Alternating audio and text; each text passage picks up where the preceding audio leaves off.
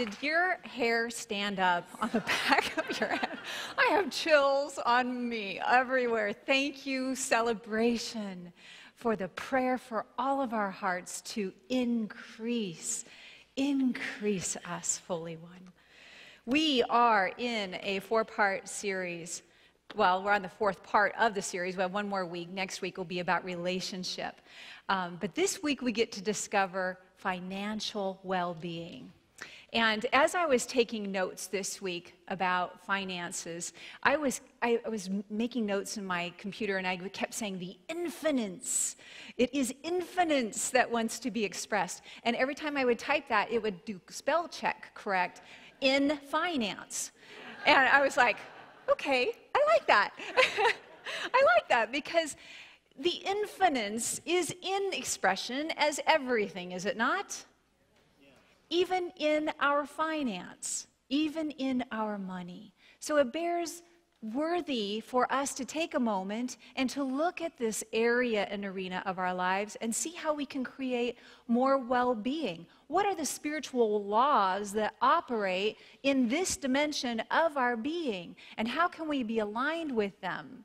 So we learn the first thing is that our connection with this Infinince is bound to our consciousness. I have 4 B statements that I'm going to share with you today.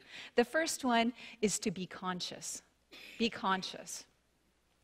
I want you to look at this with your consciousness, if you would, and I want you to answer in your mind, what do you see here?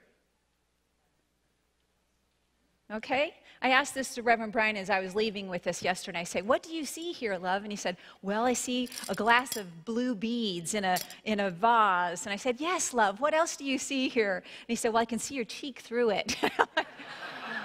Yes, love, and what else do you see here? And he said, it's half full. I was like, thank you. Let's hope the congregation gets that faster than you. Thank you, darling. Do you realize that 49%, according to debt.com, 49% of the people surveyed said, not surprisingly, that Americans are concerned, anxious, or fearful about their current financial well-being? Now, I know that you all are above average, so I think that that percentage is much lower here. But think about our world. Think about our United States. We just take it right down the middle. Half of the people in this United States are concerned about financial well-being. That reason alone merits us taking time to look at these principles and how they operate in our lives. I'd ask several of the healing practitioners here at our community if they had a few minutes to share something with you, what would they want to share? And I heard from Debbie Cole in this regard. She is a licensed Unity teacher, and she's a successful business owner. She's a student of Edwene Gaines and has taken several of her workshops and part of her prosperity teaching training classes. And she's taught prosperity both here and at Unity of Georgetown. What she wanted to share with us today is that people always want to focus on money and the financial side of things, thinking that if they learn the tricks and the 4 laws, that their bank accounts will be filled instantaneously by that big amigo with a pot of gold. It is so much more than that. Prosperity and abundance are a state of mind. Be conscious. It's a state of mind. And the practices around increasing seeps into every part of our existence. Living in any sort of lack causes us to fill the holes in our souls with a caulk of some sort. Could be drugs, could be alcohol, could be any sort of addiction. Acquiring, spending, collecting, accumulating, hoarding, storing. You name it, it is rampant. I hear so often people talking about how little they have, and in the same way, the next breath, they spend their time on Amazon or eBay, shopping, shopping, shopping. I am now hypersensitive to listening for these cues. Just look at the number of storage units that fill our cities. Pretty potent, isn't it? It is. Okay, and I want to do an experiment with you right now, all right? So we're going to breathe in, but don't breathe out. Keep breathing in. Don't breathe out. Breathe in more. Don't breathe out. I hear you. Yeah.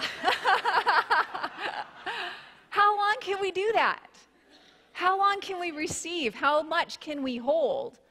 See, when we look at life from that which we don't have, and we try and go out to acquire it to fill that hole in our soul, it can't be done. No amount of stuff can fill that. Feel that. We can't feel it either.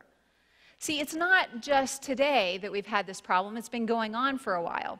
I was doing research this week, and I learned of a Unity publication I didn't even know existed, which is called The Good Business. It's not in print anymore, but it was a periodical that was started in 1922.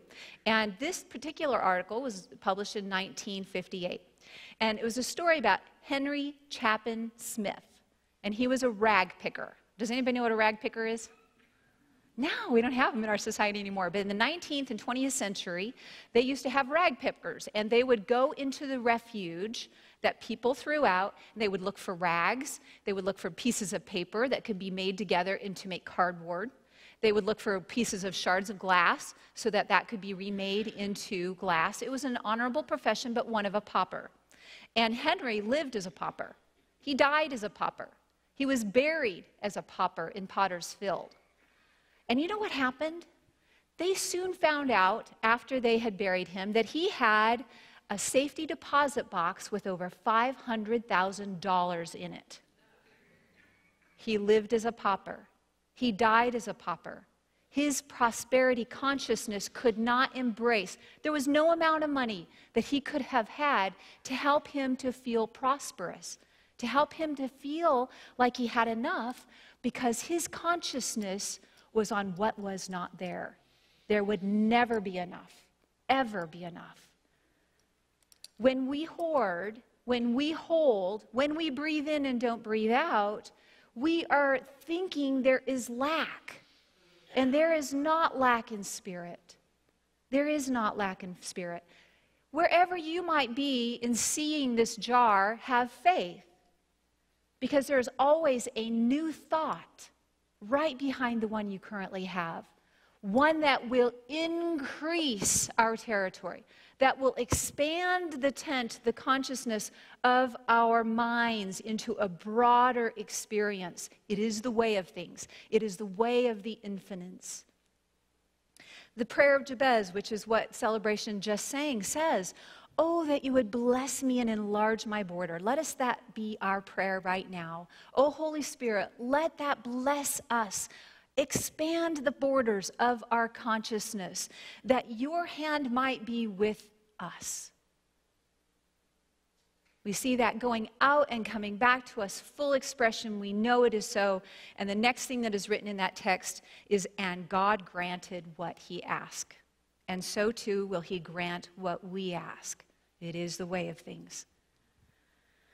In his book, Spiritual Economics, Eric Butterworth tells us that the very Latin definition of the root word of prosperity is to go forward hopefully, according to hope. So we all have hope. We all move forward in our awareness of consciousness with hope of the truth. You see, there are seasons in life. And there are seasons where the tide is in and everything seems to be moving in our direction. And there's times when the season of the flow seems to be out, that the tide is out and there seems to be more barren. All of that happens for our good. All of that happens to grow us. All that it happens for is to help us to realize the seeds of that which we do have within us, all of us, everywhere, all the time. Helps us to cultivate these seeds, to expand them into their full capacity. There is, this is the reason we're really here talking about this today. About 13 years ago, my husband and I separated, and I suddenly was in charge of all of my finances. And for the last 7 years of a 19-year marriage, he had taken care of all of the finances. And now suddenly I was having to take those reins within my own hands a quarter of the income as a single mother and make things work. And I was one of those 49 people. And I didn't want to be one of those 49 people. So what I did was I took the Financial Peace University class. It's a Dave Ramsey course. It teaches us all about the world of finance, about the flow of money, how to use it wisely. And that turned the tide for me. When a bill came in, I was not stressed. I knew I'd saved enough to pay for it. It's a very helpful class. I encourage you to consider it if you don't have peace in your world, in your financial world. It could be a great blessing to you. Would we all like to feel peace all the time? Yeah, I would. And I want that for you. I really want that for you. I want that for all of you. Because when we have that, we're free. We move forward in the world in a state of having. And when we have, more is given. In the talents of the Bible story that said that each was given talents according to their abilities. The one who didn't get very much buried it. What happened to it? The person who gave it was ticked off when he came back that he buried it. Our talents are not meant to be buried. They're meant to be in circulation. I'm getting to that, and I'll get to that more in a minute. But the people who give in our world, the consciousness comes from within. It comes from what they have. Samuel Goldwyn is an American film producer, the MGM. He's the G of the MGM. And he said, "You can take away my money, but you can't take away my enthusiasm. As long as I have that, the other will come." It's as simple as that. Henry Ford was reported to have said, "If I lost all my earthly goods, I wouldn't be that concerned," because he said he had the knowledge of how to acquire more. Edison actually did lose most of his earthly possessions in a fire. And he was standing there looking at the ruin, and he had a friend standing right next to him, and he saw him so calmly looking at the situation. And he said, "What on earth are you going to do?" And he said, "I'm going to begin rebuilding tomorrow morning." It's consciousness. Our consciousness creates. Jesus said, "Tear down this temple, in 3 days I will build it again." Why? Because the consciousness that built that temple knows how to build it again, and it will rebuild it. It may take more than 3 days. Where are we looking at our life from? What we have or what we don't have? Are we using what we've been given, or are we trying to fill a hole that can't be filled with the infinity of what life has to give? So the first B is to be conscious. The second one is to be clear. Be clear that what we have been given is ours to use. God gave us a brain, God gave us logic, and God gave us skills, and God gave us talents and creativity. All of that is meant to be used. Those are our seeds at Celebration. Rain on me. We water those seeds. We let them grow. We let them express. We listen to the guidance that we're given so that they can express. The seed of a mustard seed can create a 16-foot bush that is so huge that it gives shade to the birds of the air. This exists within you right now. You have and have been given. I love this quote from Joel Goldsmith, one of my favorite authors who's written, "Practicing the presence of God." Are we that which receives, or are we that center from which the infinity of God flows out? Where do you want to be? I want to be that center of which the infinity of the divinity of that which is life flows forth at my maximum capacity. God, expand my territory. Are you with me? Yes. Yes. Be clear. Be clear and use what we've been given. See, sometimes in New Thought, I hear people say, "Oh, I don't have it, but God is my source, and I'm going to go out and do it anyway." And we're disconnected from logic. We're disconnected from the seeds of that which we do have. We're actually operating from lack. I don't have, but God will provide. What we need to do is use what we have clearly, consciously, and move forward with that, sharing that, and then it takes root. And then it gives out to the world creativity, expression, advancement. So we need to be conscious, we need to be clear about what we've been given and respect that and take good care of it. And then we need to be connected. We need to be connected. All right, so Jesus, the master teacher and way shower, came 2,000 years ago, and he told us two important lessons. The first one was that there is no power outside of God. There isn't. God is all there is. Our realization must always be that the infinite, invisible within us is our life. It is our soul. It is our spirit. It is our supply. It is our fortress. What is? The infinence of God is. It is who you are. It is who I am. It is eternal. Open your mind for just a moment here. We're talking about all that ever is, all that ever would be, all that ever could be, all you could ever want is available to you because you are the daughter and the son of it. You are created in the image and likeness of it. You are heirs to the kingdom of heaven. You are, right now where you sit right now. Don't die as a pauper. Open your heart, be clear about what you have, be connected to your source. In Unity, we have a thing called the Revealing Word, and it's a definition, it's a great Bible, not Bible, but a definition dictionary of words, and they interpret them in ways that are meaningful to us. And we have this great word in Unity called substance. Have you ever heard it before? Substance. What is substance? Substance is the underlying reality of all things. Substance is everywhere present. You have any lack in your life? The substance is present there. It pervades all things, and it inspires to action. It underlies all manifestation and is the spiritual essence, the living energy out of which everything is made. I see it as God in motion. This infinite substance is wanting to come into manifestation in your life. It is what stands behind every gift you have been given and enlivens it, that gives it life, that is the seed that breaks open, that takes root and gives shade to the birds of the air.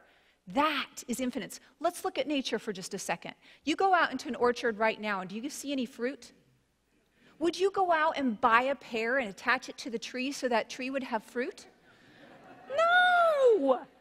No, but the miracle is that within that tree, everything exists to bring forth leaves and blossoms and fruit to where it will be laden with it. Do you feel that potential for you and your life? It is the truth.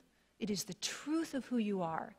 Be conscious, be clear, be connected with this presence that is the only presence, the only force in all of the universe. God, Infinince, as you. The second most important thing that this master teacher taught us was to love our neighbor as ourselves, right? All right, so every time I say self now, it's the capital S, self. Big S, self, all right? God is myself. God is my soul. God is my thoughts. God is my words. God is my deeds. It is what's moving me around on this stage. God is yourself. God is what moves the fan. God is what's thinking through your thoughts right now. It is yourself. If I rob yourself, who am I robbing? Myself. If I lie about you, who am I lying about? Myself. If I cheat you, who am I cheating? Myself. There's only one thing going on here, and it is Infinince, and it is one presence and one power, which is God in us, in all of us, all the time. We are all connected. So I only want to do that which is holy, right, and good and true. So we need to be conscious, we need to be clear, we need to be connected, not only with the infinite that we have been given, but with each other in a state of love that Jean meditation just brought us to so clearly. And from that, we get a comprehension of the healing that is trying to be taking place through our own lives. See, I was going into the silence. I had all these thoughts. I had all this research. And I'm like, give me an understanding of this so that we may all understand this.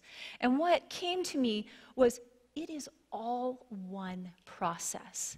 It's as if when we recognize that which we have been given and we use that creativity and we give it out into the world, what happens, we have to be who we are. We have to create. We are designed to be creators. There's a dear member of this congregation, Emily. I don't know if she's in here right now. Emily, are you in here? Yes, you are. She does this every Sunday. She creates a handmade card. She puts our names on it. She puts the love right there waiting for us. I'm so moved. Because this is the nature of our being. Creativity doesn't try to get, it has to give.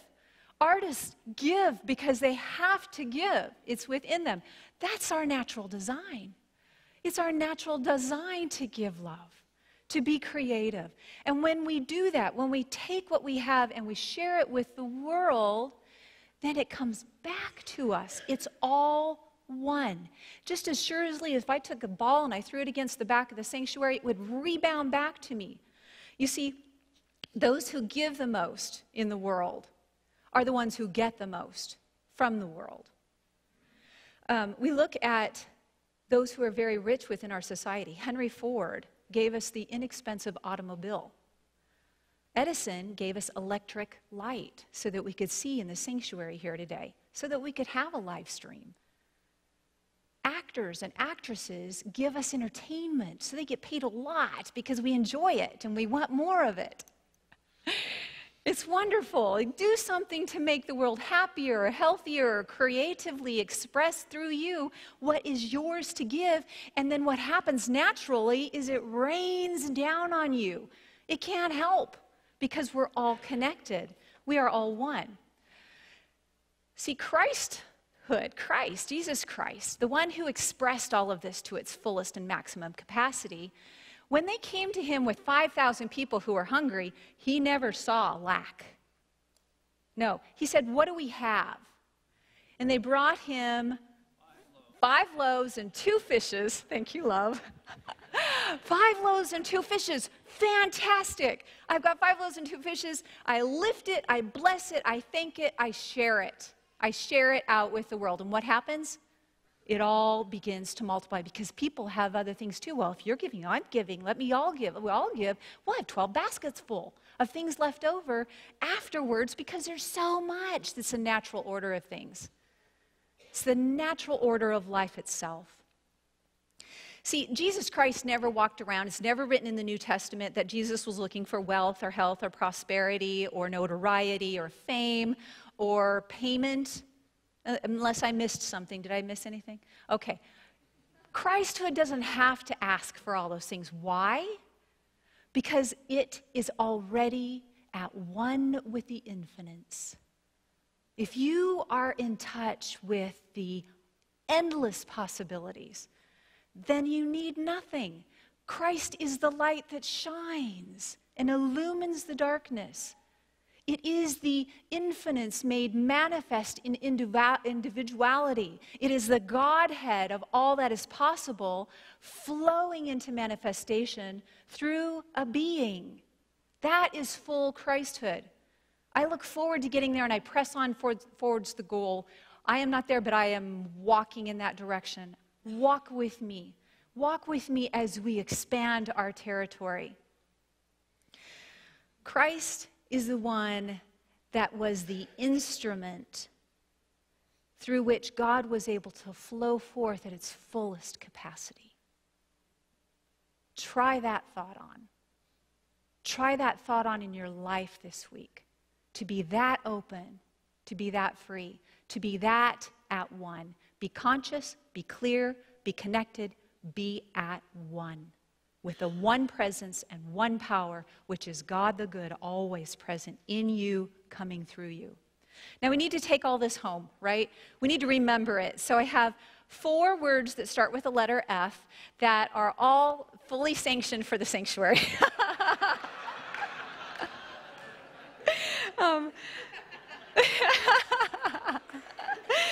So you'll have to listen to last week's message if you want to know more about that. The first one is flow. Remember, this is a flow. We take what we have, we bless it, we give it, and it flows back to us. Flow. Be free. Be free of any lack thought of consciousness, any small thinking. Be free of any lack consciousness in conversations about the economy or what it's doing. Be free. Flow, be free. Focus. Focus our attention on the truth. Focus our attention on our source and on the substance, the infinite, which wants to be made manifest through you. And then finally, stand firm. Stand strong and firm in the reality of the truth that will truly set you free. Use the affirmations in your bulletin this week to help create those train tracks of truth within your mind, to unleash those thoughts of lack, to open your awareness to that which is true. The principle of this entire lesson is this: life is complete within you. As you allow it to flow forth, it will flow back. It is the natural order of things. I love you. I pray that you have peace that surpasses all understanding every day, every moment of your life. Love you.